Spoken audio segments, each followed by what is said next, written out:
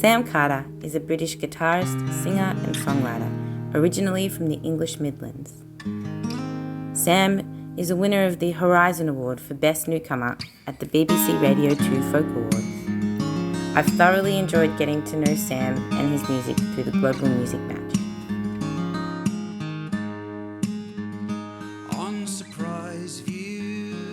Hey everyone, I'm here with Sam Carter, and we're going to be talking about your music today. Thanks so much for joining us, Sam. How are you?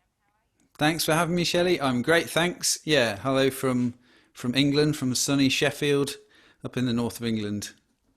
I've been doing a deep dive into your music the last few days with the Global Music Match, and yeah, I really love what you do. I love your sound. And I'm so happy to be introduced to an amazing new artist for me. And I'm really excited to get to share your music with my followers and my fans. Would you tell us a bit about your journey and how you got started? Yeah, sure. And thanks so much for listening and for having me. Yeah, well, where did I start? Well, I started when I was a kid. If you want that really long story, I had my dad's old guitar was kicking around in the house, and I picked it up when I was very young, and I learned classical guitar, and then I played in rock bands quite a lot in my teens, and then kind of grungy, punky bands in my sort of in my teens as well, and then went on to kind of blues and rock, and then around the time, kind of my early 20s, I was kind of wondering what I was going to do after I left university, and I didn't really, the only thing I've ever really wanted to do is play music, and so I thought, well, this is going to be nuts, but I'm going to try. So I did the thing of like moving to London as if, because it's that thing you hear about. Oh yeah, you just go to London and it all works out. Of course it Yeah. doesn't, but I'm going to do that. 20 years old, yeah, I'll be fine.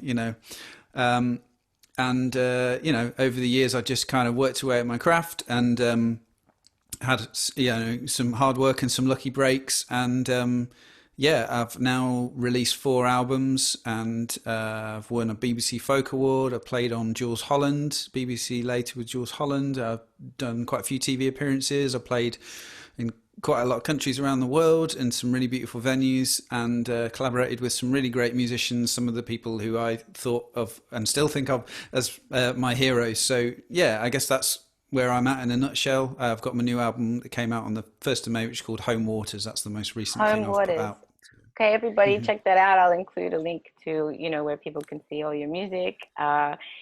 And that's amazing. Good on you for being bold and taking that move to London, which made everything work. Yeah, just by magic. Yeah. Exactly.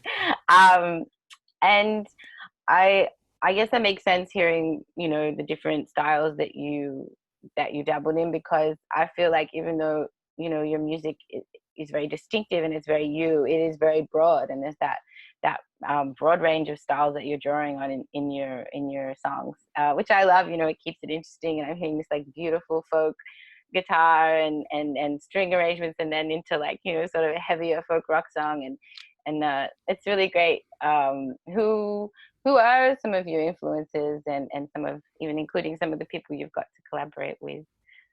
Yeah, well, that's a great question, and thanks. I mean, I really like the variety too. I like to keep the variety in what I do, and I've tried to not make the same album twice, because why would you do that when there's so many different things you could do? Yeah. So yeah, I mean, on the rocky end, I really love. I'm really into stuff like Neil Young and Richard Thompson, and there's a band called Low that I absolutely love, and then on the kind of acoustic folky thing, um, I've listened to loads of stuff, but there's kind of the sort of English folk guitar players that I really enjoy, like Martin Simpson and Nick Jones and Martin Carthy, and then kind of stuff like Nick Drake and John Martin, Mm. and that kind of people. The kind of, yeah, folky acoustic stuff. But I pretty much, there's I've probably been into everything over Yeah. the years. I just like to keep it broad, and yeah, that's kind of where I'm at. Yeah. And can you tell us a bit about your 2012 release, The No Testament?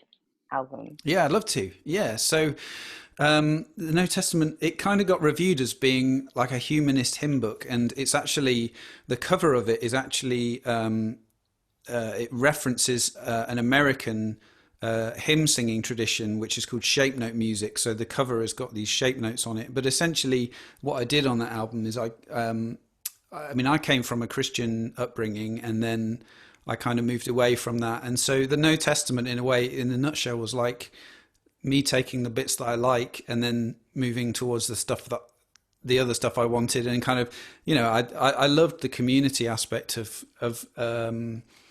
that world, and I liked the idea that you kind of have values that we're kind of pushing towards. Values is a really old-fashioned word, but I liked that idea, and I liked the idea of like parables and stories that kind of tell us, have kind of moral or kind of like value based kind of ideas about how we should be living. And I thought that was a really interesting thing.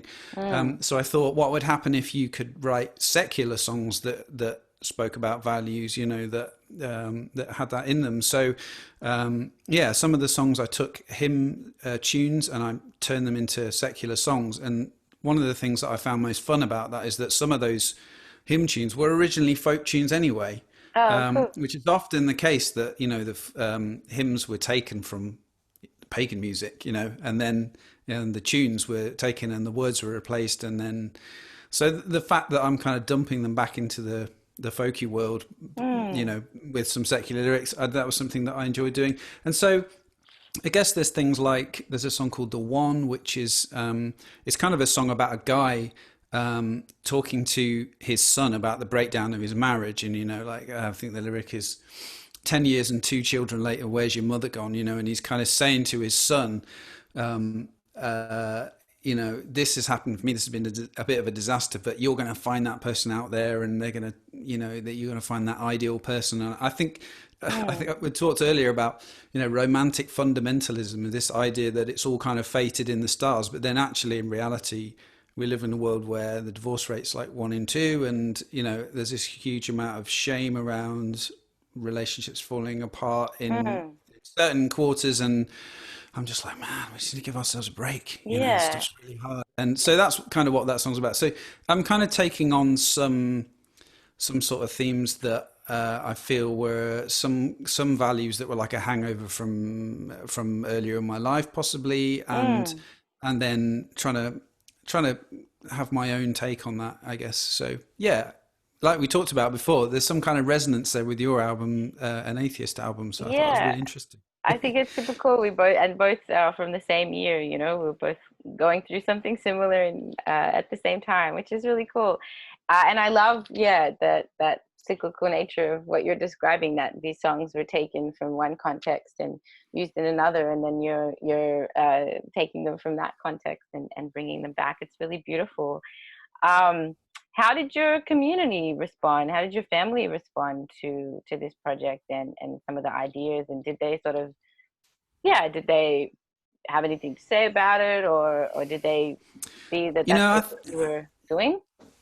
yeah, and I think, I mean, they've always been really supportive, and I've never felt like, my parents are pretty liberal, kind of open-minded people. So I don't think I ever, it was never like I can't swear, but, it was never like, you know, fuck you, basically. Like, it was never that. It was just, it Yeah. was never that. It was all about, me trying to find a bit of a place in the world and think about, what my, okay, this is what I've grown up with. What's my stuff? Mm, What do I believe about this stuff, and how do I want to live, and what are my values? I keep coming back to this word, but it's, I don't know. I think it's one of those things that we don't really think about. I think it's a very interesting thing that, we're quite disparaging about religion in secular culture, and then all of the time we're bombarded with all these messages about, religion's infused with symbolism and all these kind of parables and ideas about how we might live. And then in the secular world, we've got all these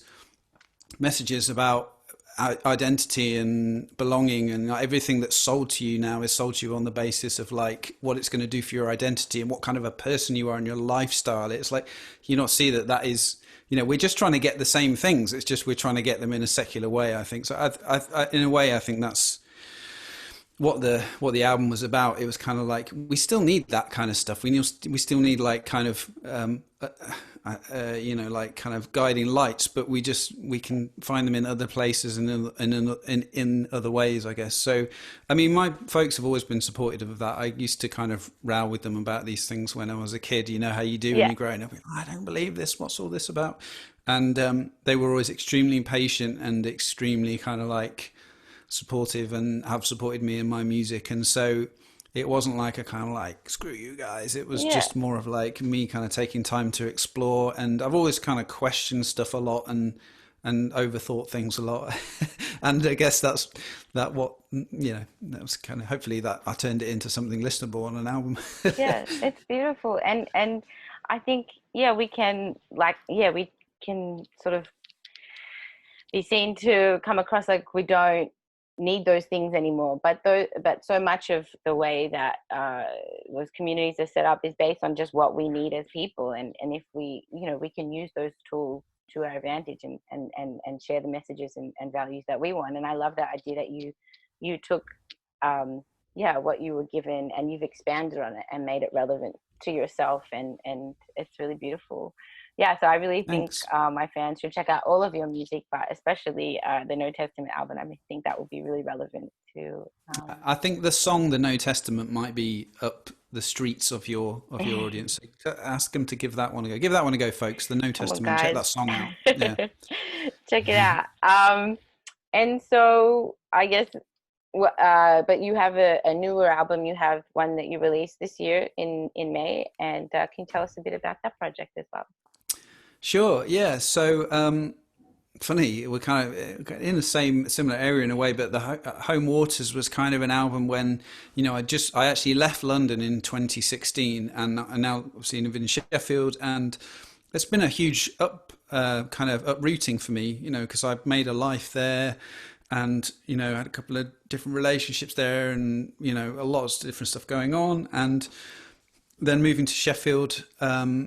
It's not really that far in the grand scheme of things, but it makes, it feels like a big deal, when you've lived there for a long time. So it was kind of an album that I always tend to like start writing, and then a few songs in, I'm like, oh, that's what I'm on about. I don't always know consciously what I'm trying to do until I get halfway through the process. And then I look back and think, oh yeah, that's the theme that's there. So this one is, I realized it was kind of about an album about finding a kind of sense of belonging. And I think at the same time as I was going through this, this kind of finding a new place and new friends and all that kind of stuff, in Sheffield, in the wider world, in England, we've been dealing with Brexit, which is a massive kind of like feeling of uprooting and a changing of national identity. And that's why I have the song "Fly the Flag" on the new album, which is about Brexit. And it's generally felt like a very uncertain time, even before the pandemic that we're dealing with now. And so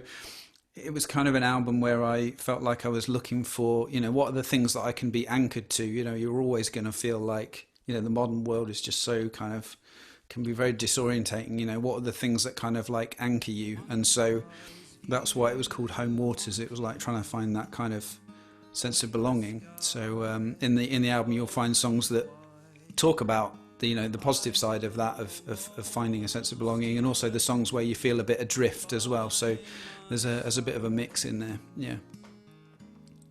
Beautiful. Well, thank you so much for telling us about your music, and I'm so excited to get to introduce you to my fans. And I really You're very enjoyed the chat. welcome. Is there anything else you'd like to tell people, where they can find your music, or how you'd like them to support what you're doing? Yeah, I mean, I would just love for people to hear the album Home Waters. So I'm sure Shelley's going to post up to the link to that. You can get it on Bandcamp. It's on Spotify.